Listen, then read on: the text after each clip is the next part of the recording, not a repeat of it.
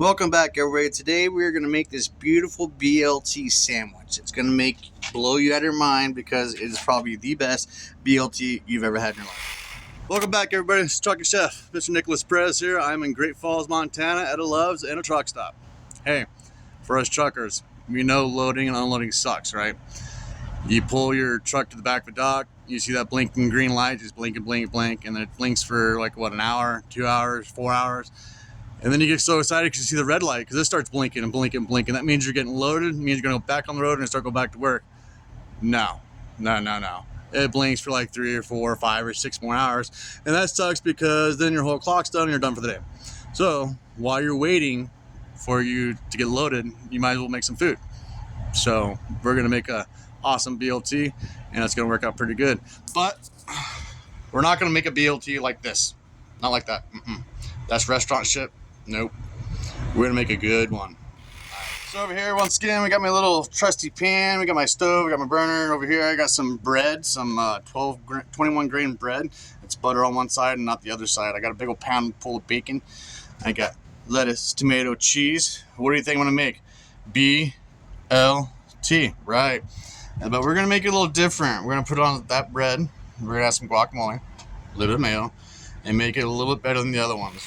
The best bread you can use, I think, is 21 grain, but that's because I love it. I mean, I worked at this place, State Farm, and this lady, she made me an awesome deli sandwich on 21 grain bread, and I fell in love with it. It was great.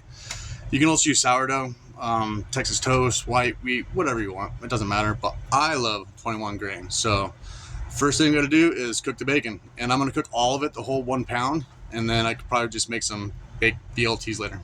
So I got it turned on once again, got that on, turned the butane locked in place, and then I'm going to start putting the bacon inside the pan, of course, BLTs.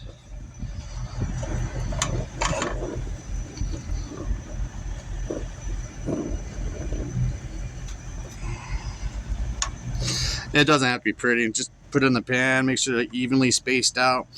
Make sure they're not overlapping. If they're overlapping, they're not going to cook all the way. So just make sure they're kind of evenly spaced out. You know what I mean? Because like I said, if you got them overlapping, then your bacon's going to be stuck together. And then you're going to have like raw bacon on one side and one's cooked. You know, kind of like the asparagus in the other video. So I'll go ahead and let all this cook. All the whole 1 pound cook. It's probably going to take maybe like 8 or 9 minutes per batch. It might take me like 20 minutes to cook it all. And then I'll take it and put it on this little thing right there on my plate with my paper, so it absorbs all the fat coming off the bacon, so we won't have some nasty like bacon grease on our nice little BLT we're making. So also too, while this bacon's cooking, like it's cooking, it's gonna take a second. I also got a question too, how much does this cost? Where do I get everything from? So us truck drivers, you know, we're on the road all the time. The best way to go, or the best place to go, is Walmart, because almost all the Walmarts have truck parking. You just roll up, walk in there on your break or your time off, whatever, grab what you want, come right back out your truck, it's good to go. So all my stuff that I get, it all comes from Walmart, which is whatever, but it's pretty cheap, so it's not too bad. Walmart, if you want any pricing on any of this stuff, let me know, put it in the comments below, and then I'll go ahead and just tell you the exact cost per portion. So like we're make one sandwich right now. If you want to know how much it costs, I'll let you know. Alright, the bacon's looking pretty good. It's looking pretty transparent, and it's running off that fat pretty good. If you notice, like on it, the red part's the meat and the white part's the fat. And once you apply heat to all that stuff, it starts running off all that fat, and that's what you're looking for. You want it to be nice and crispy. I'm pretty sure everybody in America knows you want crispy bacon. Me personally, I like to keep it a little soggy because I like the way it goes on the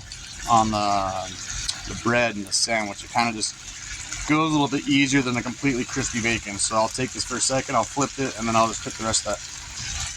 You see, with a lot of restaurants, what they do is they take that bread and put it inside of a toaster and then put it on a plate and then throw everything on top of the bread, and it's like so dry and it just doesn't really, I don't know, I don't like toasted bread on my BLT anyway. So we're going to take our nice buttered bread, throw it on the pan, and put some cheese on it.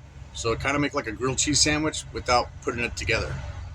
So I got my pan all emptied out. I actually made just 2 batches. I lied. It's going to take too long, so there's the rest of the bacon. But I made definitely enough for one sandwich. So we're going to take the butter side bread, put it down. Take the cheese, put it on top. I recommend on this do Colby Jack cheese because that's your best bet. But I'm a gross individual and I like American cheese. So pretty much what we're gonna do is we're just gonna toast that bread, let the cheese melt a little bit. I did turn my flame down pretty low just so the cheese has a chance to melt and the bread has enough time to toast. And then we'll do the same thing for that bread over there. I'll throw one more piece of cheese on it and we'll just put it all together. It's pretty simple and it's pretty quick. Alright, so there's the bread. It took a whopping maybe like a minute for each bread. And since this is 12 grain bread, it does toast up a lot faster. So you just got to be careful. If you look at the back of it, it's like nice and golden brown. It's pretty cool. So now we got to do is assemble it, right? Alright, then you take guac, put it on one side, put mayo on the other side. It looks like a lot, but we're going to put a lot on it. So watch, check it out. I'm going to go ahead and grab the bacon.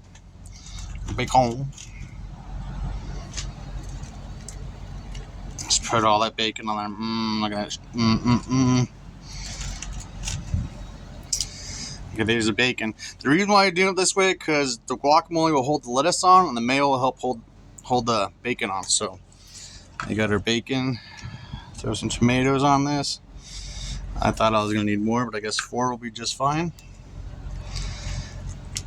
And I'm going to need both hands. So after all that hard work, it wasn't much at all. Look at that thing. That is a delicious looking B.L.T. Nice and grilled, not toasted. Let me slice this thing open. And there you have it. There's your B.L.T. First off, never skimp on bacon, lettuce, or tomato. We're big truckers. We like a lot of food. But this sandwich right here, see that little hole right there? Just put some chips. Call it good. This sandwich right here will definitely fill you up and make you feel very happy. Oh, I forgot to add one more thing. All that guacamole is left over. So you can take that guacamole because you know if you put it inside the fridge, it's going to turn brown, get all nasty. Unless the guacamole has a lot of lime juice in it or a lot of acidity properties, whatever. What you can do with that guacamole, you just take some of that mayo that we just put on there, mix them together, make some guacamole mayo. You might have to alter the flavor a little bit because that mayo is kind of bland. So if you mix them up together, maybe add a little more lime juice, maybe just a little bit of salt, you can take that and put it on your burgers. It's pretty bomb. Check it out. There's how you make a nice B.L.T. One that's not toasted, one that's not dry, one that will actually fill you up and actually satisfy you while you're still waiting for that red light to blink. Remember, you got 3 more hours sitting here. You might as well take a nap. I'm just saying. But anyways, from Great Falls, Montana, there's your B.L.T. Oh, by the way, I did read all the comments. I did read the crab cakes and I read the steak dinner. So my next one I'll do the crab cakes. I'll show you a little twist on that you really haven't seen before. And then the steaks. The steak dinner, I'm not going to tell you what the sides are, but I'll show you all how to make it on the back of a truck. So, coming here from Montana, Trucker Chef out. Have a good day.